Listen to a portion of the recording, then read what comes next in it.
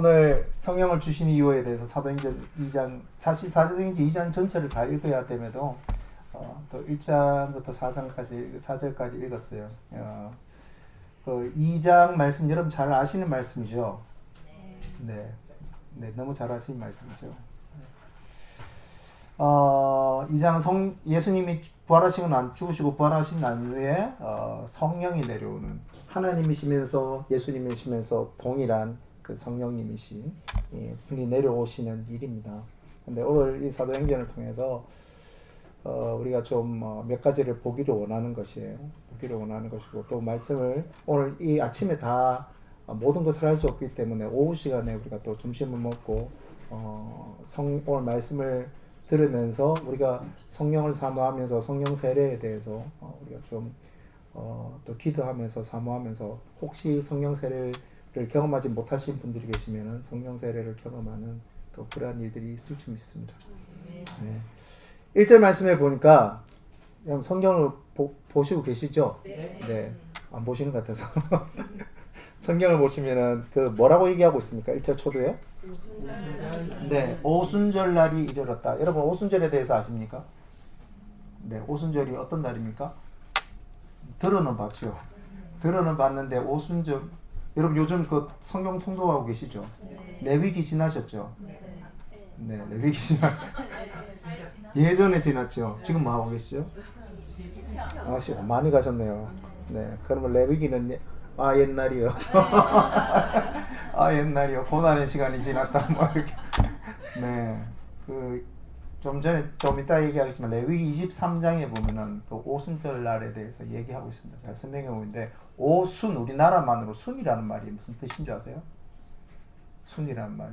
순이라고 얘기하면 또 뭐 대나무 이런 거 생각할 수 있는데, 순이라는 말이 어떤 말이냐면은, 여러분 어른들 잔치할 때 육순잔치, 칠순잔치라는 말 들어보셨어요? 그러니까 순이라는 말이 무슨 말이냐면 10이라는 뜻이에요. 네, 10. 그러니까 60잔치, 70잔치, 순이라는 말이. 그래서 오순이라는 말은 50날이라는 거예요. 51제라는 거예요. 51제가 무엇이냐면은 레위기에서 보면은 절기가 있어요. 이스라엘 백성들이 항상 성전에 1년에 3번 와야 되는데, 그 3번뿐만 아니라 그 3번을 통해서 여러 절기들을 같이 지키게 되는데, 특별히 중요한 절기들이 있습니다. 절기들이 있는데, 6월절이 지난 이튿날이 초실절이라고 얘기했습니다. 근데 초실절은 정확하게 이스라엘에 2번 있어요. 첫 번째 초실절이 뭐냐면 보리를 추수하는 날입니다. 보리를 추수하는 날이고, 초여름에 밀을 추수하는 날이 있습니다. 밀을 추수하는 날이 있는데, 그래서 초실절이라고 여러분 들으면 보리를 추수하는 첫 번째 날은 첫 번째 초실절, 그다음 두 번째 밀을 추수하는 두 번째 초실절이 있습니다. 그래서 이건 달라요. 그래서 첫 번째 초실절, 보리를 추수하는 초실절이라고 생각하면 6월절과 가까운 줄이고, 두 번째 초여름에 밀을 추수하는 초실절이라고 생각합니다. 그 초실절은 오순절과 가깝습니다. 그래서 첫 번째 초실절, 그 6월절 바로 지난 다음 날 초실절에서부터 시작되는데, 뭘 시작하느냐면은 일곱째 날, 여러분 일곱째 날이 지난 게 뭐죠? 첫째 날부터 일곱째 날이 지난 게 뭐죠? 네, 안식일이죠. 안식일인데, 안식일에서 7 곱하기 7을 하라 그래요. 네, 7, 7이 49, 49에 이튿날을 더해라. 이튿날을 더하는 말은 하루를 더하는 겁니다. 하루를 더해서 50일, 50일 날인데, 그날이 오순절이란 말이에요. 오순절. 오순절의 의미에 대해서 우리가 좀 알아야 돼요. 왜냐하면은 여러분 잘 생각해 보세요. 성령이 오셨습니다. 사실은 신약 시대의 성령은 구약 시대의 성령과 다릅니다. 구약 시대 때도 성령이 없었다고 생각하시는 분이 계신데, 구약 시대 때 성령이 없었던 게 아니에요. 여러분 말씀을 보시면은 성령이 오시고 개인적으로도 임하시기도 하시고 단회적으로도 임하시기도 하십니다. 어떠한 사건을 해결하기 위해서, 어떠한 사건에 역사하시기 위해서 성령께서 역사하시고 임하세요. 근데 그는 어떤 단회적인 사건이거나 아니면 개인적인 사건에서 머물러 있습니다. 영원한 사건은 아니죠. 근데 지금 신약에 오신 분은 우리가 잘 알다시피 오늘 우리가 여러분 니케아 신조에도 읽으셨지만 예수님과 하나님과 성령님은 하나이다. 트리니티, 성삼위일체에 대해서 우리가 고백했죠. 여러분 성삼위에 대해서 믿으시죠? 네. 그럼 아멘 안 하신 분들은 이단입니다. 심각한 이단입니다. 네. 그 성령에 대해서 우리가 생각할 때 사실은 한국교회에서 성령에 대해서 생각할 때 계속 은사주의로 제가 좀 이따 얘기하겠지만 은사가 없다는 말이 아니에요. 성령의 역사에 은사가 없다라는 것은 틀린 얘기입니다. 은사가 있어요. 근데 문제는 은사주의라는 말은 포커싱을 계속 은사로만 두는 거예요. 기도원도 마찬가지고 어떤 여러 가지 어떤 곳에서 치유하는 곳에도 병을 치유하는 곳에도 마찬가지. 계속 포커싱을 은사에 두는 거예요. 근데 여러분 우리가 하나 알아야 되는 건 성령님을 생각할 때 우리가 누구를 생각해야 되는 거죠? 예수님을 생각해야 됩니다. 성령님을 생각할 때 누구를 생각해야 됩니까? 하나님을 생각해야 됩니다. 그러면은 하나님이 행하신 일과 예수님이 행하시는 일은 동일하게 성령께서 행하시는 일이라는 거예요. 그래서 성령의 사역에 대해서 은사 쪽으로만 포커싱하는 것은 잘못된 것입니다. 틀렸다고 말할 수는 없지만 잘못된 것이에요. 계속 그쪽으로 포커싱을 하다 보면은 복음이 일그러지게 돼 있어요. 한쪽 면만 계속 드러나게 되는 것이죠. 그래서 우리가 성령의 사역을 생각할 때 하나님이 어떤 분이신가, 예수님이 어떠한 역사를 하셨는가에 대해서 우리가 항상 기억을 해야 됩니다. 자, 근데 성령께서 오순절날에 오셨잖아요. 맞죠? 오순절날에 오셨는데 왜 여러분 성령께서 오순절날에 오셨을까요? 유월절날 오셔도 되지 않습니까? 다른 맥추절이나 다른 날 절기 때 오시면 되잖아요. 그렇지 않습니까? 근데 왜 하필이면 오순절날 오셨을까요? 네? 그럼 여러분 얘기하시고 선교사님 그걸 알았으면 제가 목회자가 되죠. 네. 거기에 대해서 우리가 왜 오순절이 어떤 의미가 있는지를 보는 게 중요합니다. 네, 보는 게 중요해요. 첫 번째 오순절에 대해서 제가 이 얘기를 사실은 하면은 한 2박 3일 동안 강의를 해야 되는데 네, 짧게 하여튼 최대한 짧게 오늘 좀 얘기를 하고 해야 될 게 많습니다. 지금 예배드리면서 이걸 어떻게 하나 오늘 한 시간은 한계가 있고 나는 한번 마이크 잡으면 마이크를 놓을 줄 모르는 사람인데 우리 다시는 윤성 교사님 모시지 말자 이렇게 어떻게 할까 그런 생각이 들었긴 했지만 성령께서 인도하시는 대로 자 아멘이라 하셨어요. 책임지셔야 됩니다. 아멘 또 계속 아멘 하십니다. 주님. 자, 왜 오순절에 오셨나에 대해서 생각할 때 오순절 우리가 공부를 해봐야겠죠. 자, 안식일 그리고 우리가 생각할 때 그다음 안식년 그다음 여러분 잘 알고 있는 오순절 그리고 한 가지 더 큰 50년 때 되는 희년. 이것은 다 7에 관련된 얘기입니다. 성경에서 7이라는 숫자는 완전한 숫자라고 얘기합니다. 완전한 숫자. 왜 완전하다라고 생각을 우리가 해봐야 되는데 왜 완전한가에 대해서 첫 번째 우리가 묵상하고 생각하기를 원하는 것은 안식일이 무엇인가? 안식일이 무엇인가? 사실은 우리가 정확하게 얘기하면 구약적 시대에 우리가 생각해 본다면 안식일은 토요일이죠. 네, 토요일인데 우리는 주일을 섬기잖아요. 왜 주일을 섬깁니까? 네, 역시 우리 빈들의 풍성한 교회는 제가 이렇게 질문할 때 대부분 교회들은 눈만 껌뻑껌뻑거리거든요. 알면서도 대답을 못하는 것인지 아니면은 그냥 모르시는 건지 모르겠지만 여러분 훌륭하십니다. 옆에 분들랑 인사합시다. 우리 한번 해야 됩니다. 당신은 아주 훌륭한 사람입니다. 이렇게.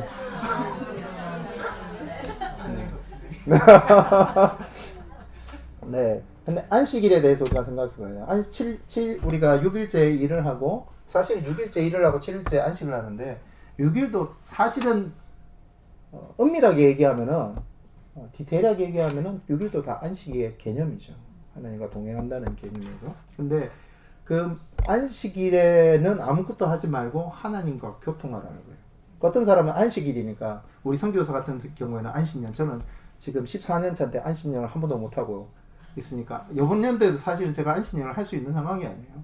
안식년을 할 수 있는 상황이 아니고 좀 사역이 정말 너무 많고, 이상호 목사님은 사실 요즘 제가 목사님 보면서 항상 얘기하는 게 편안하게 목회하는 것을 보인다 이렇게 하는, 부럽다 뭐 이렇게 생각하네요.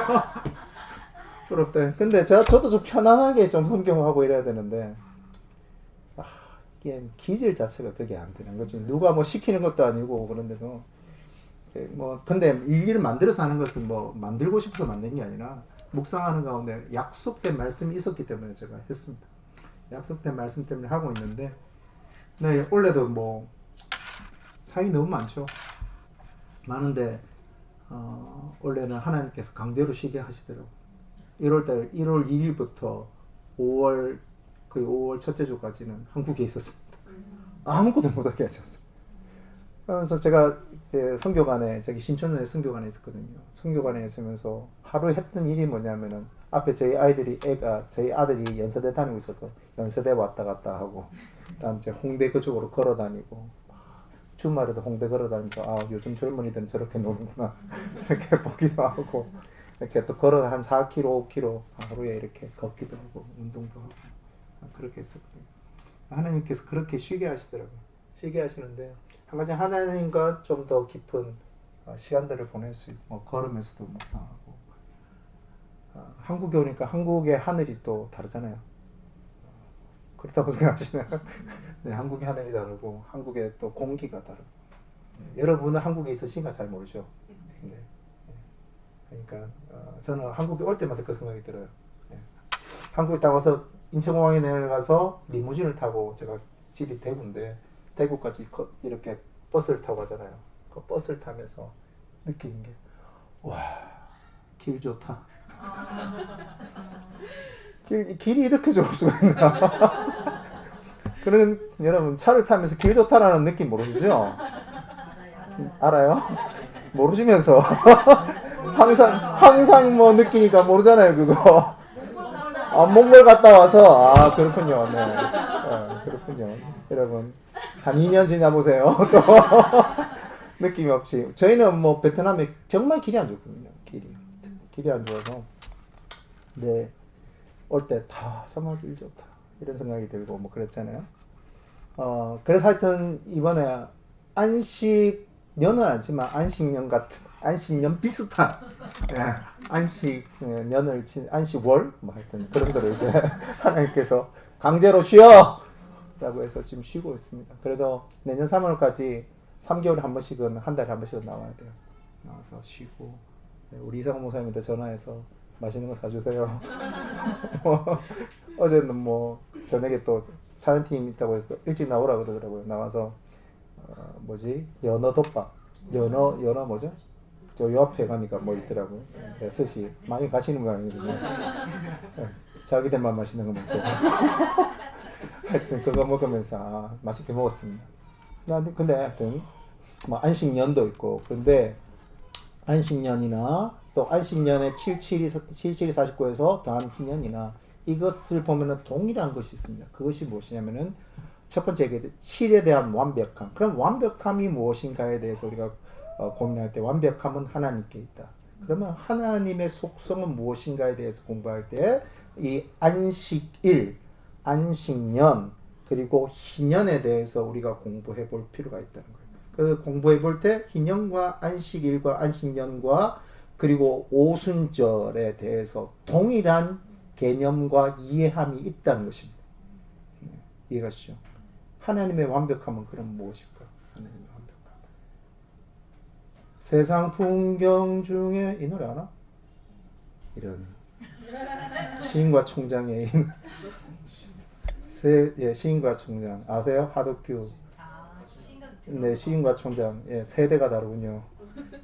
세상 풍경 중에서 제일 아름다운 풍경, 모든 것들이 제자리로 돌아온 풍경.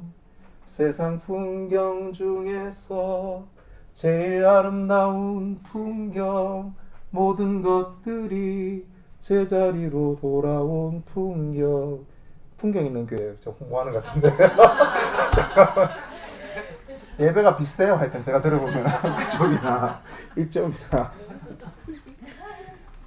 하여튼 그 제자리로 돌아온 풍경. 제자리로 돌아왔다는 것은 하나님으로 돌아간다는 것이죠. 하나님께로 돌아간다는 것입니다.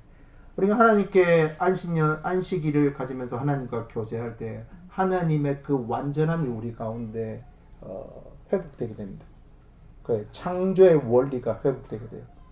인간의 죄로 인하여서 인간이 타락해버리고 하나님을 바라볼 수 없고 세상 또한 세상의 모든 피조물 또한 타락해서 하나님의 속성을 잃어버린 그러한 결과 가운데 있지만 우리가 다시 한번 안식일이나 안식년이나 아니면 희년을 통해서 하나님께 돌아갈 때 하나님의 퍼펙함, 완전함, 그 완전함을 우리 보통 뭐라고 얘기하면 거룩함이라고 얘기합니다. 하나님의 그 거룩함이 우리 가운데 회복되는 것이죠. 하나님의 거룩함.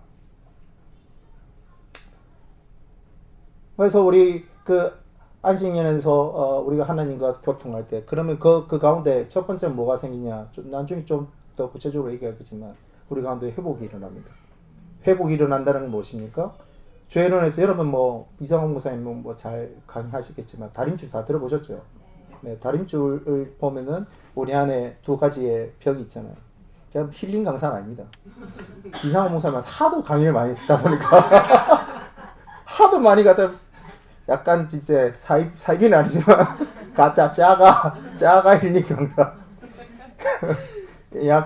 양쪽에 이렇게 그 있잖아요. 벽이 있잖아요. 있는데 그 벽에 우리가 상처로 인해서 상처는 결국은 우리의 죄나 타인의 죄나 죄의 결과이죠. 결과로 인해서 그것이 우리에게 상처를 가져다 주게 만드는데 근데 그것을 하나님의 말씀에 다림줄을 대어봤을 때 말씀을 때 이것이 하나님의 말씀적이지 않는 것이죠. 그래서 우리가 그것을 더 이상 우리의 것이 아니라고 결정하고 버리기로 그리고 그 감정이나 그 영역에 대해서 하나님의 말씀이 뭐라고 얘기하고 있는 것인가 그것이 나의 것이다 라고 고백하고 믿음으로 고백하고 나는 그렇게 살아가기로 결정한다 라는 게 다림줄의 결론입니다. 다 배웠다 이제. 네, 근데 그러니까 하나님으로 회복받는다는 하나님 앞에 회복받는 우리의 영이 회복받기도 하고 우리의 상처가 회복받기도 하고 우리의 육체가 회복받기도 하고 우리의 관계가 회복받기도 하고 그것이 개인적인 것일 수도 있고 그것이 공동체적인 것일 수도 있고 그것이 민족적인 것일 수도 있고 그것이 나라와의 관계일 수도 있습니다. 여러분 성경을 보면은 우리가 보면은 개인으로만 적용해요. 우리 하나님 나에게 회복해 주십시오. 하나님 나에게 역사해 주십시오. 하나님 내가 누구와의 관계에서 문제가 있습니다. 하나님 내가 상처가 있습니다. 내 가정에 내 자녀에게 상처가 있습니다. 내가 어떠한 사람으로 인해서 지금 내가 하나님 숨을 쉴 수 없습니다. 너무 고통스러운 가운데 있습니다. 이 개인적으로만 계속 적용을 해요. 근데 성경을 자세히 보면은 개인으로도 적용이 되지만 항상 개인을 뛰어넘습니다. 그것이 공동체적으로 적용이 돼야 되고 그것이 교회적으로 그것이 또 교회와 교회 그것이 민족과 민족으로 항상 적용되도록 하는 것이 성경의 원리입니다. 근데 여러분 잘 보세요. 여러분 우리의 삶이 어디에까지만 적용되어 있는지 하나님 우리를 회복시켜 주세요. 하나님 내가 상처가 있습니다. 상처가 있습니다. 여러분 내 자신이 상처가 있으면 우리가 봐야 되는 게 뭐냐면은 우리 민족의 상처는 있는지 아니면 우리 공동체 안에 상처가 있는지 그러니까 우리의 민족의 상처는 무엇인가에 대해서 우리가 공부를 해야 되죠. 요즘은 뭐 세대 간의 갈등, 이즘이 이기주의적인 어떤 이즘화되어서 서로를 비난하는 진리가 진리되어지지 못하는 그런 갈등. 그것이 하나님의 안식이 임하면은 회복되는 거예요. 그것을 위해서 우리가 기도해야 되는 것이죠. 오늘 우리도 중보기도하면서 얘기했지만 이스라엘과 이란의 갈등 위해서 우리가 기도해야 되는 거죠. 회복이라는 것은 내 개인뿐만 아니라 내 개인의 개념을 훨씬 넘어서서 적용되는 것이 하나님의 회복입니다. 그렇게 될 수 있죠. 자, 그렇게 안식의 개념인데 또 여러분 더 봐야 되는 게 희년. 여러분 희년에 대해서 잘 아시죠? 공부하셨죠? 희년이 되면 어떻게 됩니까? 모든 종들은 해방을 시켜줘야 됩니다. 땅들은 다시 주인에게. 다 돌려줘야 돼요. 부동산들이 다 망하는 예, 대기업들 다 망하는 여러분 이스라엘에서 여러분 아세요? 희년이 한 번도 지켜진 적이 있었을까요? 없었을까요? 한 번도 없습니다. 아이러니하죠. 희년에 하나님께서 이스라엘 공포하라고 했는데 희년이 이스라엘 역사에서 한 번도 지켜진 적이 없어요. 왠지 아세요? 기득권들 때문입니다. 예, 사두개인들이나 그 사람들 기득권들이에요. 그 사람들이 자기 기득권자들이 가지고 있는 것을 포기한다고요? 아니요. 절대 포기 안 합니다. 포기하기 쉽지 않아요. 그래서 여러분 우리가 이 주일에 그 주일도 마찬가지고 7년째도 마찬가지고 그때 생각해야 되는 것이 무엇이냐면은 날마다 주일에 생각해야 되는 게 무엇이냐면 우리가 욕심 부리고 있는 것이 있는 거예요. 우리가 가지면서 잡고 있으면서 놓지 못하는 것이 있는 거. 그게 재정일 수도 있고 사람에 대한 욕심일 수도 있고 그게 여기 부모님도 계시겠지만 자녀일 수도 있어요. 그게 뭐 우리가 생각하지 못하는 어떠함일 수도 있어요. 근데 우리가 주일에 와서 주일에 예배 드릴 때 하나님 해보기만 하면요 이것들을 내려놓게 돼요. 제자리로 돌아가는 하나님의 완벽한 거룩함으로 돌아가는 그렇게 되는 거죠. 희년이라는 것은 여러분 그러면 오늘날 희년의 개념이 우리 그리스도인에게 어떻게 지켜줄 수 있을까요? 어떻게 하면 지켜줄 수 있을까요? 이즘으로 지켜줄 수 있을까요? 제가 2주 전에 캄보디아를 다녀왔습니다. 캄보디아에서 6개국 그 선교사님들과 현지 청년들이 모여서 인도차이나 동아시아 청년들과 함께 하나님 새로운 시대의 새 시대의 마지막 시대에 하나님이 동아시아에 있는 그리고 아시아에 있는 청년들이 마지막 시대에 선교적인 일들을 일으켜 주십시오라는 개념으로 한 일주일 동안 모여서 같이 회의를 했었어요. 예배도 하고. 캄보디아에 모였는데 제가 다시 이제 똥슬랭이라는 그 킬링필드 감옥이 있거든요. 제가 캄보디아 갈 때마다 갔던 곳인데 다시 가봤어요. 여러분 잘 아시죠? 킬링필드?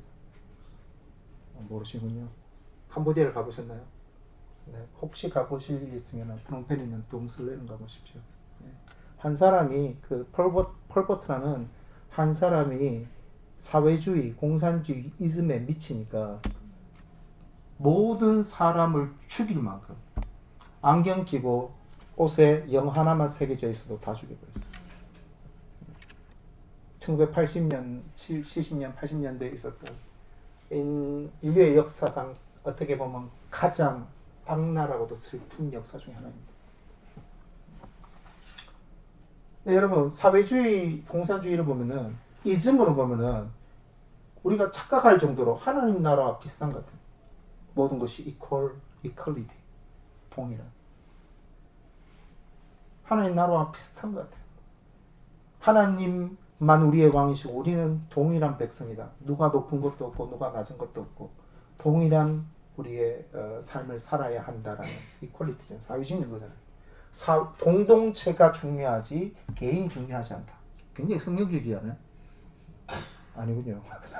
하여튼 공동체가 중요하지 개인이 중요한 게 아니라 개인의 모든 것을 버리고 공동체를 위해서 살아야 된다. 이게 사회주의잖아요. 그 사회주의 개념에도 보면 굉장히 매료가 되기 쉽습니다. 근데 여러분 이즘이에요. 여러분 성경도요 이즘일 수 있는 가능성이 굉장히 많습니다. 근데 여러분 기억해야 되는 게 뭐냐면은 우리가 성경에서 율법에서 얘기하고 있는 뭐 오순절도 마찬가지고 희년도 마찬가지고 안식일도 마찬가지고 안식년도 마찬가지고 이 개념을 어떻게 우리가 삶에서 이루어 갈 수 있는가에 대한 것을 오늘 사도행전 2장은 분명히 얘기하고 있어요. 그것은 무엇이냐면 성령의 능력이에요. 우리가 행하게 하는 것이 아니라 성령께서 우리 안에 계신 성령께서 온 우주 가운데 역사하시는 성령께서 우리를 통하여서 일하시는 거예요. 우리가 그것을 할 수 있는 능력이 못 돼요. 우리가 우리 스스로가 안식을 회복할 수 있는 능력이 된다고요? 아니요. 우리 스스로가 회복할 수 있는 능력이 된다고요? 아니요. 우리 스스로가 희년을 선포하고 희년을 살아갈 수 있는 능력이 된다고? 절대 안 됩니다. 여러분도 우리가 이제 알지만 저도요. 기득권에 가면요. 그렇게 안 될 가능성이 많습니다. 가진 자의 위치에 있으면 그게 쉽지 않아요. 그래서 끊임없이 우리 주일, 우리가 지키고 있는 이 주일에 모여서 하나님 욕심을 내가 가지고 있는 성프란체스코가 얘기했던 것처럼 주여 나를 평화의 도구로 써주십시오. 하나님 내가 욕심을 버립니다. 자녀로 인한 내가 자녀 때문에 막 욕심 가지다 보면은 하나님께서 그거 한번 딱 건드리잖아요. 근데 그 건드리면서 막 눈물을 흘리면서 그러다 보면은 기도하는데 우리가 무엇을 깨닫습니까? 아, 하나님보다 내가 자녀가 우선순위 되어 있구나라는 것을 깨달아요. 참 신기하죠. 관계도 마찬가지입니다. 이성과의 관계, 아니면 뭐 어떠한 사람들과의 관계를 통해서 어떤 어려움들을 경험하면은 우리가 하나님보다 다른 것에 우선순위가 되어 있다는 것을 깨닫게 돼요. 이게 사실은 회복입니다. 오순절날 같은 어떻게 보면 희년의 개념과 같은 거죠. 개념인데 오순절날 하나님이 임하십니다. 오순절날 시공간과 어떤 모든 것을 초월하시는 예수님이 올라가시지만 예수님과 하나님이 임하시는. 왜 오순절이 중요한 것에 대해서 우리가 생각을 해봐야 됩니다. 여러분, 구약시대 때 오순절 때 이스라엘 백성들이 항상 읽었던 성경이 있습니다. 무엇인지 아세요? 오순절 때 사람들이 모여서 회당에 모여서 항상 읽었던 성경이 있어요. 그 성경이 뭔지 아세요? 모르시죠? 이럴 때 저는 희열을 느낍니다. 여러분들이 모르면 루키입니다. 루키. 예. 회당에 모여서 오순절 때마다 읽었던 성경이 루키인데, 여러분 루키 내용이 뭡니까? 러브스토리 아닙니까? 러브스토리. 근데 사실은 루시 그 당시 한 20대 말, 한 30대 초 뭐 이렇게 안 되는 여자였잖아요. 여러분 보아스 몇 살인지 아세요? 50 넘었고 60대 가까이 되는 아저씨입니다. 예, 그거 생각하면 조금 러브스토리가 확해져. 근데 자, 중요한 루키는 무엇이냐면 이방 여자 루시 어머니 나오미를 따라가서 이스라엘로 갔는데, 이 여자 나오미도 자기 스스로 생각할 때 나는 말하다, 나는 뭐 무리 없는 뭐 이제 내 인생을 생각할 때 무리 없는 것과 같이 그런 비참한 삶을 산다. 근데 그 비참한 삶을 살아가는 시어머니 쫓아갔던 룻. 근데 룻이 고백했던 게 무엇이냐면은 굉장히 중요합니다. 어머니의 어떤 그 사랑과 어머니를 신뢰하는 마음도 있지만 룻이 뭐라고 얘기하냐면은 어머니 하나님이 나의 하나님이다. 이 고백이 굉장히 중요해요. 그래서 그 하나님을 신뢰하기로 결정하고 어머니의 삶을 따라가게 되죠. 근데 환경은 아무것도 없어요. 자기 남편 죽었죠. 그 당시에 여러분 그 지중해권에 사는 여자가 남편이 죽었다는 것은 인생의 끝이에요. 과부라는 거는. 그래서 하나님이 참 우리 하나님 정말 너무 좋으신 분이에요. 과부를 위해서, 객을 위해서, 고아를 위해서 그들을 위해서 항상 하나님은 그들을 돌아보라고 얘기하고 계십니다. 근데 그 보아스를 만나게 보아스에 있는 그 밭에 가서 이삭을 줍잖아요. 이삭을 주는데 여러분 저 찾아보세요. 레위기 23장.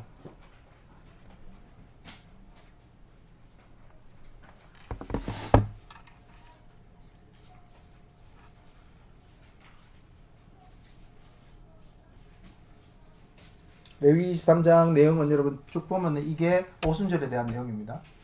레위 다 찾을 수는 없고 레위기 23장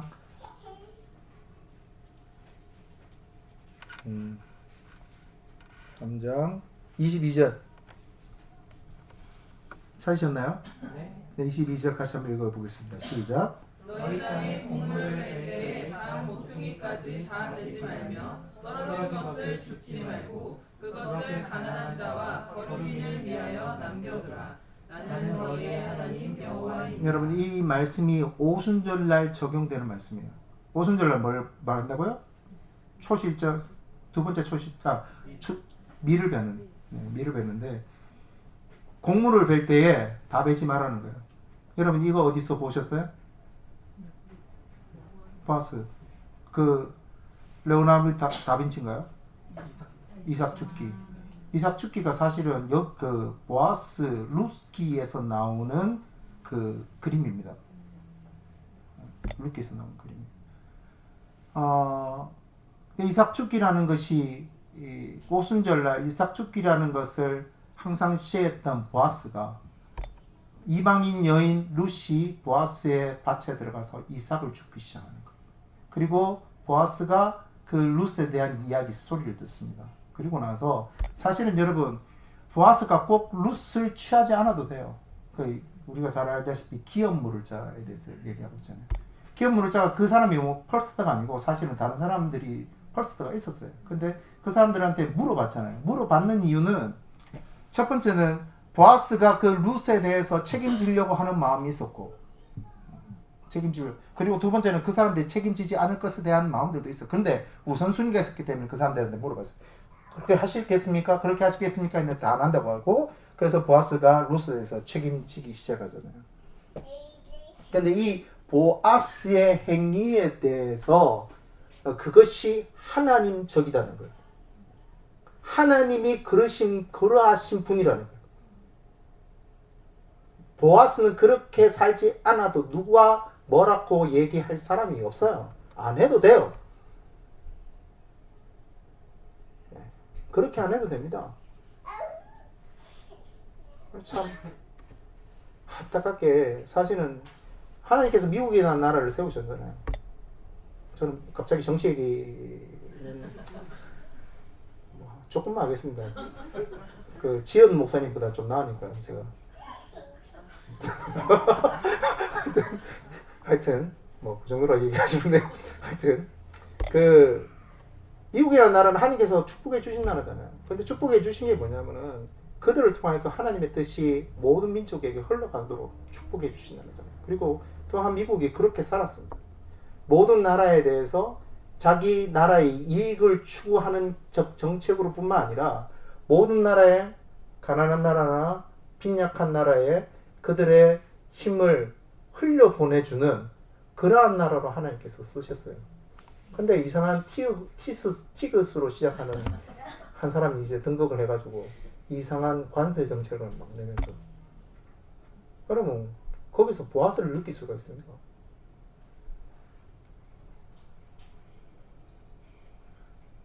거기서 보아스를 느낄 수가 없어요. 여러분 우리가 흘려보내주는 삶을 살 때 하나님께서 우리를 축복하세요. 정말입니다. 여러분 흘려보내주는 삶을 살아보세요. 저도 뭐 목사님도 마찬가지겠지만 수많은 간증이 있어요. 흘려보내잖아요. 제가 그 선교지에 처음 가서 예순도난 YM 간사님 중에서 전도여행을 간다는 거예요. 지금 한국에 와서 목회하고 계신데 그때는 싱글이었습니다. 전도여행 간다는데 1,000불이 모자란대요. 1,000불. 기도 제목으로 나갔어요. 선교사에게 1,000불은 큽니다. 근데 저희 아내가 기도하고 나서 1,000불을 이렇게 막 모았어요. 모아서 그대로 다 줘서 헌금했습니다. 여러분 있는 거 다 끌고 모아서 이제 헌금했어요. 1,000불을 헌금했는데 어떻게 된지 아세요? 그 뒤로의 삶은 정말 제가 간증하면 여러분 오늘 집 못 가요. 14년 동안 간증하면 해볼까요 한번? 정말 놀라운 하나님의 역사를 경험했어요. 하나님께서 책임져 주시는 거예요. 책임져 주시고 놀라운 축복을 저희 집과 저희 아이들과 저희 가정에게 허락하신 것을 제가 봤어요. 흘려보내주는 그것 때문에 우리가 흘려보내는 건 아니지만 축복을 받기 위해서 흘려보내는 건 아니지만 우리가 하나님을 사랑하기 때문에 흘려보내는 것입니다. 이해가세요? 하나님을 사랑하기 때문에 여러분 사랑해보셨잖아요. 안 해봤군요. 사랑해보면은 여러분 형제가 자매가 자기가 싫어하지만 자매가 좋아한다면 해요. 안 하는군요. 잠깐만. 하잖아요. 있잖아요. 다 경험했잖아요. 그 자매의 마음을 사기 위해서 여러분 부산에서 서울까지 올라가잖아요. 뭐 제가 잘못 얘기하고 있나 혹시 올라가서 막 자매를 보면서 막 2시간 얘기하다가 다시 또 부산에 내려가잖아요. 그게 사랑입니다. 사실 그렇잖아요. 사랑이라는 게 그래요. 우리가 하나님을 사랑하기 때문에 주께서 원하시는 삶을 사는 거예요. 그 삶을 살아서 어떤 결과 때문에 사는 게 아니고 내가 이렇게 살면 하나님 우리 축복 주시겠지. 여러분 한국 교회는 거기에 더 관심이 많았어요. 이스라엘 여러분 바알과 여호와를 같이 섬겼어요.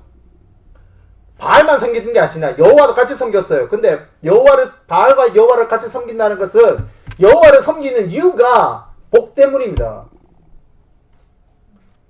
여호와에 대해서 관심을 가진 것이 아니라 여호와께서 주시는 복 때문이에요. 그렇기 때문에 여호와께서 나에게 복을 안 주시면 어디로 가는 거예요? 바알로 가는 거예요. 여러분 그래서 여러분 하나님께서 세 계명을 주시노니 내가 예수님께서 세 계명을 주시니 서로 뭐 어떻게 해라? 사랑하는 게 중요해요. 그리스도의 사랑으로 율법에 대해서 우리가 우리의 죄를 깨닫고 스스로 깨달아야죠. 내가 죄인 것을 깨달아야 되지만 여러분 그런 율법의 잣대를 볼 때 우리는 하나님 앞에 살 수도 없고 사람들 앞에 살아갈 수 있는 근거가 없고 합리적인 사람이 아니에요. 합당한 사람이 아니에요. 근데 우리가 하나님께서 우리를 사랑하셨다는 것을 알고 우리가 서로 사랑하기로 결정할 때 이 사랑이라는 것은 사랑할 수 있을 때만 사랑하는 것이 아니라 사랑할 수 없을지라도 사랑하는 것입니다. 여러분 이거 어렵습니다. 절대 쉽지 않아요. 사랑할 수 없는 상황에서 사랑하는 거요. 절대 쉽지 않아요. 지금 우리가 편하니까 다 사랑할 수 있으니까 다 사랑할 것 같죠. 사랑할 수 없는 사람 사랑하는 거 쉽지 않아요. 절대 쉽지 않아요. 근데 성령께서 우리 가운데 오시고 성령께서 일하시기 시작하실 때 사랑하게 됩니다. 성령께서 오순절에 성령께서 오신 이유가 하나님에 대해서 완전하시고 거룩하신 하나님에 대해서 하나님의 그 속성이 무엇인가에 대해서 이야기하시기 위해서 오순절에 오셨다는 거예요. 자, 그런데 오순절에 성령께서 오셨습니다. 어떻게 오셨죠? 무슨 현상으로 오셨습니까? 불과 뭐 이렇게 바람같이 왔고 다음 주에 현상학적으로 나타난 게 뭐예요? 막 불이 임해서 막 예루살렘이 막 불로 탔나요? 현상학적으로 일어나는 게 뭡니까? 다른 언어, 소위 말해서 방언이죠. 여기에 오순절날 흩어져 있는 디아스포라 유대인들이 다 모이잖아요. 여러분 미국 가보셨죠? 네, 안 가봐도 됩니다. 꼭 가보실 분은 없어요. 뭐 캐나다나 하여튼 뭐 이런 데 가보면은 한인 2세들이 한국말을 못해요. 한국말을 못해요. 왜냐면 걔네들 생각에 영어가 한국어보다 월등하다고 생각해요. 그렇기 때문에 엄마하고 한인 2세들하고 부모의 관계에서 틀어지는 이유가 영어 때문에 상당히 많습니다. 부모님이 엄마가 영어를 못하니까 엄마를 무시하는 거예요. 그리고 걔네들은 자기의 어떤 아이덴티티의 한인이라는 아이덴티티를 잃어버린 상태로 살아가는 게 많아요. 그래서 요즘 한국 교회에서 한인 교회에서 미국에 있는 캐나다에 있는 한인 교회에서 하는 게 뭐냐면 한글 학교 어릴 때부터 한글 학교 막 넣어가지고 한글 배우게 하고 막 그런 일들 많이 하잖아요. 한글 잃어버리니까. 여러분 언어라는 것은 굉장히 중요합니다.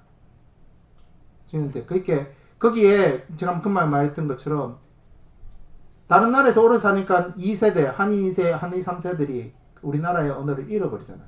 잃어버리는 것처럼 디아스포라 유대인들 그들이 몇십 년 살면서 몇십 년 살다 자녀들을 유대인이니까 물론 뭐 교육시키겠지만 철저하게 전통적인 교육을 시키겠지만 오니까 사실은 그 사람들은 유대 언어도 할 수 있지만은 그 지역에 있는 언어들도 잘할 거 아니에요. 특히 2세들이나 자기 자녀들은 어떻게 보면 유대 언어보다는 그 지역에 있는 언어들도 더 잘할 수 있습니다. 더 잘할 수 있는데 그 당시에 성령이 오시니까 이 제자들이 어떠한 일들을 하느냐면은 덕조절라 주어 구어 좀 다 무슨 말인지 모르죠. 그러니까 이런 얘기를 하는 거예요. 하나님은 우리의 주님이십니다. 뭐 이런. 예수 그리스도는 우리의 그리스도이시고 우리의 메시아이십니다. 라는 그 정확한 그 얘기를 이 오순절날 성령이 감히 임하니까 제자들의 입에서 정확하게 예수가 그리스도라는 것을 이야기하기 시작해요. 여러분, 자, 이 이야기는 예수가 그리스도라는 것을 얘기하면서 그 흩어져 있는 지중해에 흩어져 있는 디아스포라의 각자의 방언으로 각자의 언어로 제자들이 이야기한다라는 것은 성경 구약에서 어느 장을 여러분 우리가 인상을 떠올릴 수가 있나요? 성경에서 어느 부분을 우리가 생각나게 하시나요? 바벨탑 사건. 창세기 11장. 바벨탑이 뭐죠? 언어가 흩어집니다. 언어가 흩어져서 나라가 민족이 나눠지게 되죠. 그리고 창세기 12장에 그 수많은 민족 중에 한 사람을 하나님이 선택하는데 누굽니까? 아브라함입니다. 근데 그는 아브라함의 역사는 그러면 한 민족 이스라엘의 역사만을 얘기하는 것이 아니라 아브라함의 역사는 바벨탑에 흩어져 있는 모든 민족의 회복의 포커스를 두고 아브라함을 부르시는 거예요. 그래서 12장 1절부터 3절까지 보면 내가 너를 축복하는 자에게는 축복하고 너를 저주하는 자에게는 저주한다는 말은 너를 통해서 온 민족이 복을 받게 하겠다는 의미는 아브라함의 후손을 통해서 하나님이 다시 오시겠다는 거예요. 아브라함의 후손을 통해서 하나님이 다시 오겠다. 근데 다시 오시겠다라는 그것이 예수 그리스도도 의미하지만 이 오순절날 성령을 통해서 하나님의 역사가 온 민족에게 이루어지겠다. 그리고 예수 그리스도를 나의 주라고 고백하는 그 민족들과 그 사람들마다 이제 하나님의 나라, 이스라엘 통하여서 하나님 나라의 모델을 보여주셨는데 하나님의 통치를 그들에게 허락하겠다. 그래서 성령 강림절에 방언으로 성령의 역사가 임했다라는 것은 결국은 선교를 의미합니다. 그래서 제가 얘기했지만 제가 초반에 성령주의자들은 은사적으로 병이 고침받고 뭐 방언을 하고 예언을 하고 뭐 이런 것들에 조그만 포커싱을 맞고 포커스를 맞추다 보니까 이게 계속 잘못된 쪽으로 굴러가는 거야. 잘못된 쪽으로만. 은사에 대해서 우리가 부정하면은 그것 또한 문제가 됩니다. 은사를 인정해야 되죠. 근데 은사주의는 안 됩니다. 이해가시죠? 구제 중요합니까? 중요하지 않습니까?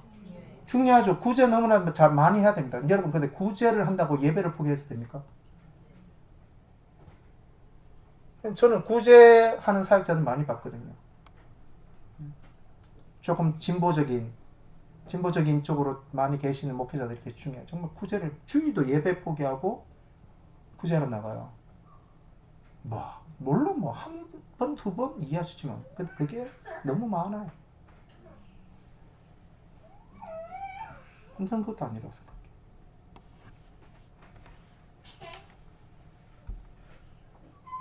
한쪽으로 조금만 포커스를 그쪽으로 맞추면은 그게 일그러지겠죠.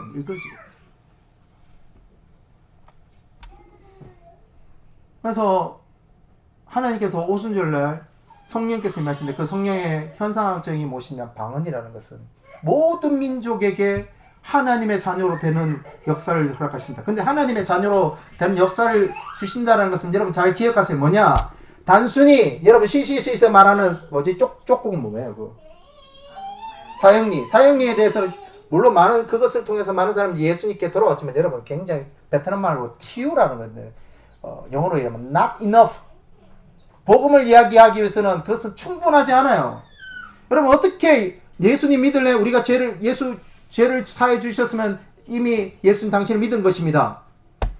단순히 그 몇 분을 통해서 어떻게 다 할 수 있어요? 복음은 그렇게 간단한 게 아니에요.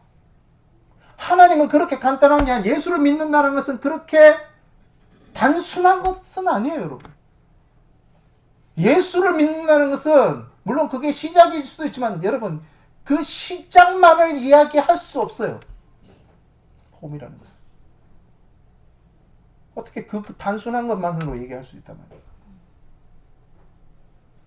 여러분 복음 예수를 믿는다는 것은 십자가 영광과 부활 그 구속함에 이르는 영광도 있지만 여러분 십자가의 고난도 내가 함께 한다는 의미도 있어요. 이해가십니까?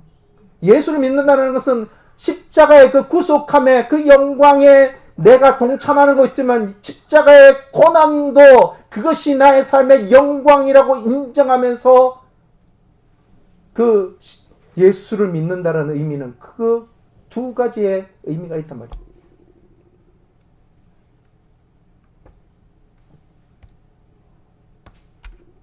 지금 몇 시죠?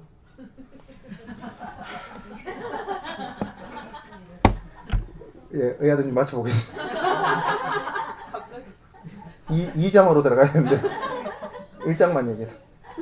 간단하게만 얘기하겠습니다. 간단하게만. 이거를 지금 슬라이드가 지금 20장을 준비했는데 20장을 제가 10분 안에 끝내겠습니다. 또 5시간이 있기 때문에. 여러분 성령께서 오셨습니다. 그렇죠? 성령께서 오시고 그 성령은 우리 가운데 임재하시고 떠나가지 아니하십니다. 그리고 우리가 찬양했지만 그 나라 꿈꾸게 하시네. 성령이 오시면 예언을 하고 자기와 방언하고도 합니다. 근데 궁극적으로는 하나님의 나라를 성령께서 꿈꾸게 하세요. 하나님의 나라. 자, 근데 성령이 역사하시는 두 가지 그 역사하시는 방법이 있습니다. 하나, 첫 번째는 내적인 사역, 두 번째는 외적인 사역이 있습니다. 첫 번째가 뭐라고요? 내적인 사역. 두 번째는요? 외적 사역인데 내적 사역은 첫 번째 회개를 하도록 만드십니다. 하나님 앞에 우리가 죄인인 것을 인정하고 회개를 하도록 만드세요. 하나님 인정하도록 만드신 것이죠. 내가 죄인인 것. 내 스스로가 내 안에서 죄 때문에 그렇고 또 인류의 죄 때문에 서로 그 죄의 뿌리를 통해서 서로 상처를 주고 서로 어택하고 서로 공격하고 그래서 힘을 더 가지려고 하고 힘을 더 가져서 힘 가진 사람이 약한 사람을 짓눌러 버리고 그래서 이사야가 하나님 나라가 임하면 어떻게 된다고 비유적으로 얘기했나요? 사자와 어린 양이. 사자가 힘이 셉니까? 네. 어린 양이 힘이 잘 들어야 됩니다. 네, 힘센 자가 힘없는 자들과 함께 뛰어노는 세상. 그것을 이사야는 비유적으로 표현을 했습니다. 하나님 나라가 임하면 그런 거예요.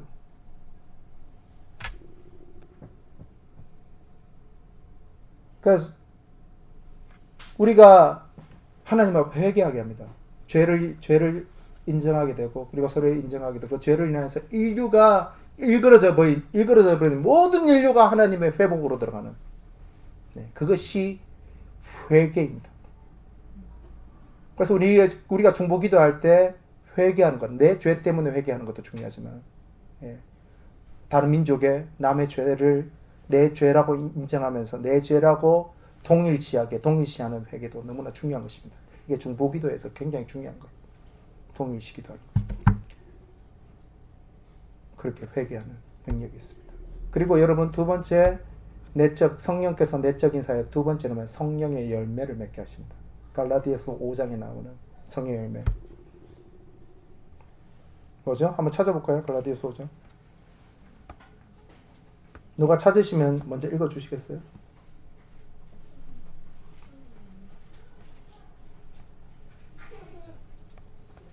갈라디아서 5장에 나오죠.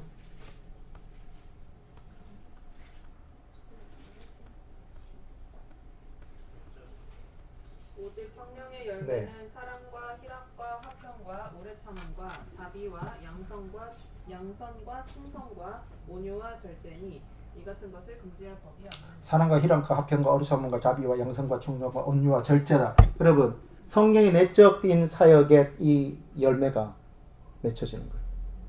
그래서 내적인 사역을 통해서 우리의 삶에서 사랑, 희락, 화평, 오래 참음, 자비와 양선과 충성과 온유와 절제의 열매가 보이기 시작하는 거예요. 보이기 시작하는 거예요. 자, 두 번째, 성령의 외적인 사역. 엄청 많이 빼먹었습니다. 다 안 나리고. 성령의 외적인 사역. 이 성령의 외적인 사역은 두나미스, 성령이 두나미스란 말은 헬라어인데 이 헬라어가 파생되어서 다이나마이트라는 게 나오죠. 다이나마이트가 나오는데 그 성령의 외적 사역은 능력 사역입니다. 능력 사역. 그러니까 뭐 방언을 하거나 예언을 하거나 병 고치는 은사를 하거나 고린도 전서에 나오는 그 수많은 은사들이 있죠. 은사들. 그 뭐 가르치는 은사. 그리고 우리 이 시대에 또 살아가다 보면 여러 가지 또 다른 은사들이 있을 수 있겠죠. 그런 은사들을 사용하고 하나님 이것이 무엇이냐면 이것은 여러분 구원과는 상관없어요. 구원은 성령의 내적인 사역이에요. 회개를 통해서 하나님 앞에 속죄 구속함을 받는 사역은 성령의 내적인 사역이에요. 내적인 사역이고 성령의 외적인 사역은 구원과는 상관없습니다. 이것은 하나님의 나라의 역사를 드러낼 때 하나님께서 우리에게 주시는 선물이고 능력입니다.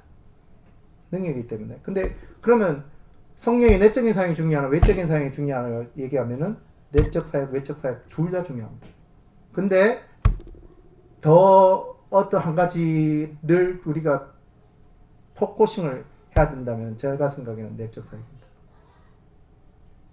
여러분 내적 사역, 내적 성령의 내적 충만, 내적 사역에 충만이 되지 않는 사람도 성령의 외적 사역을 할 수 있습니다.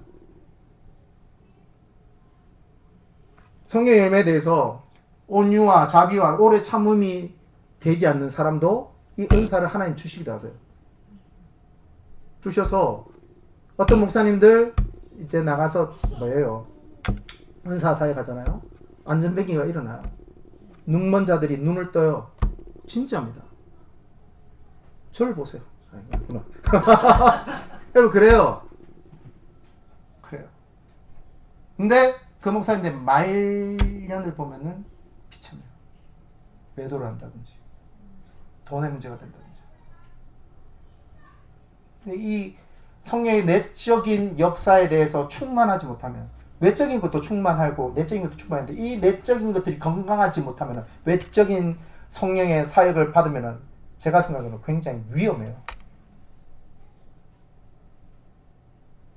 그러니까 성품에 대한 우리가 구속받고 나서 그 성령의 역사에 대한 성품에 대한 부분들이 우리가 계속해서 여기에 대한 성령의 내적인 충만이 우리 가운데 없이 외적인 사역을 치중해서 하는 것 굉장히 위험할 수 있습니다. 그래서 저희 같은 사역자는 거기에 대해서 날마다 냉정하게 생각해야 된다. 내가 하나님 앞에 접붙임바 되지 않고 그러니까 내가 하나님과 교제하는 삶이 없음에도 사역을 하면요 사역의 역사가 드러나요. 왜? 저 때문에요? 아니요. 참석하는 사람 때문에. 참석하는 사람들 때문에 하나님이 일하시기를 위해서 그 사람들 때문에 하세요. 근데 그 사역하는 사람은 하나님과의 관계가 멀어져 있을 수 있어요. 비참한 거죠. 근데 하나님은 때로는 그 사람 통해서 사역하지만 그 사람이 하나님과 멀어져 있어서 나는 너를 몰라. 너가 어디 있니? 나는 너를 느낄 수 없어. 난 너를 느낄 수 없는데? 라고 얘기할 수 있어요. 네, 딱 10분 지났습니다. 여러분 같이 한번 기도하시겠습니까? 우리 오전 시간이지만 한 2-3분만 기도합시다. 성령 강림주인데 여러분 왜 오순절날 성령께서 오셨는지 그리고 성령께서 오셔서 왜 방언이라는 역사를 허락하셨는지 그리고 그 성령께서 오셨을 때 우리를 회개케 하시고 우리를 구속케 하시고 거듭나게 하실 뿐만 아니라 성령의 열매를 왜 우리에게 허락하게 하셨는지 왜 우리에게 사랑이 필요한지 왜 우리에게 오래 참음이 필요한지 왜 우리에게 선을 베푸는 것이 중요한지 그 성품이 왜 중요한지 그리고 왜 우리를 통하여서 사람들을 만났을 때 사람들 만나고 얘기할 때 그들의 마음이 회복되어지고 그들이 눌려져 있는 가운데 억울함 가운데 있는데 우리가 그들을 위해서 기도해 줄 때 그들이 억울하면서 묶여져 있는 것에서 풀어지는 그 성령의 외적 사역이 왜 중요한지, 왜 중요한 건지. 하나님 우리를 통해서 하나님 나라의 역사를 이루어 가시기 위해서 하나님 우리에게 허락하신다는 거예요. 여러분, 근데 그거 이전에 여러분 우리가 반드시 기억해야 되는 거 한 가지는 우리가 하나님을 더욱 사랑하는 것입니다. 하나님, 우리가 주님을 사랑합니다. 주님을 사랑합니다. 주의 사랑이 내 안에 있고 내 사랑이 주님 안에 있습니다. 하나님, 그 사랑의 관계를 우리가 날마다 이루어갈 수 있도록 도와주십시오. 그렇게 같이 한번 기도합시다. 기도하겠습니다. 하나님 감사합니다.